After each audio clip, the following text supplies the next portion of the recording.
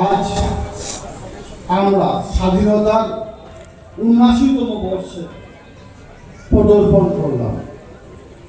আজকে অনুষ্ঠানে উপস্থিত আছেন আমাদের বীরভূম জেলা পরিষদের এডিএম ডেভেলপমেন্ট সাহেব থেকে শুরু করে ডেপুটি সেক্রেটারি থেকে শুরু করে বীরভূম জেলা পরিষদের সমস্ত আধিকারিকগণ উপস্থিত আছেন।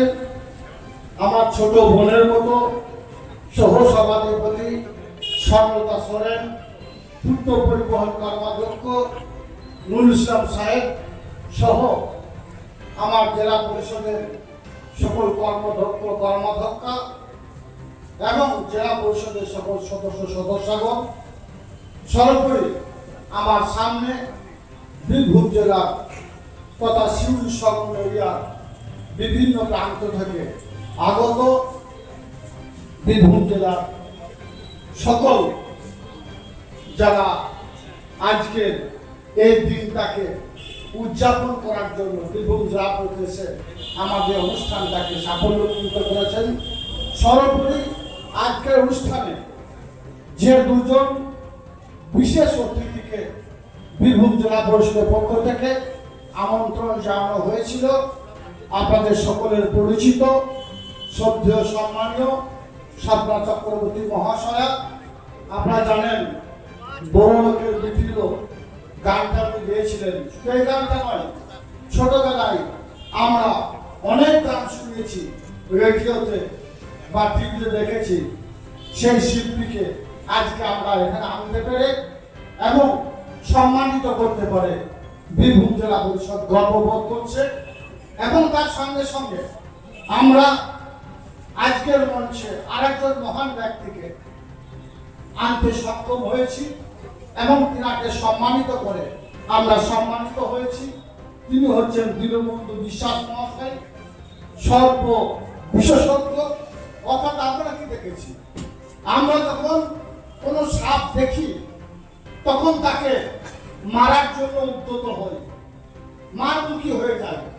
কিন্তু ইনি এমন একজন ব্যক্তি, এমন একজন মানুষ, যিনি সাপ দেখে তাকে আপ্যায়ন করে, আদর করে, কাছে নিয়ে তাকে আরো যত লংজিভিটি বাড়ে, সেজন্য দীর্ঘ জীবন সেজন্য থাকতে পারে আমাদের পরিবেশ।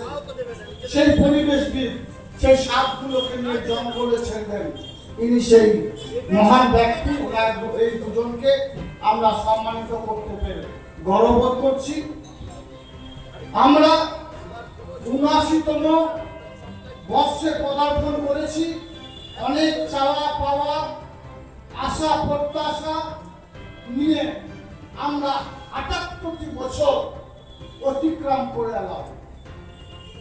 অনেক আত্মবলিদান ও রক্তের বিনিময়ে ১৯৪৭ সালে আজকের দিনে আমাদের ভারতবর্ষ স্বাধীনতা লাভ করেছিল।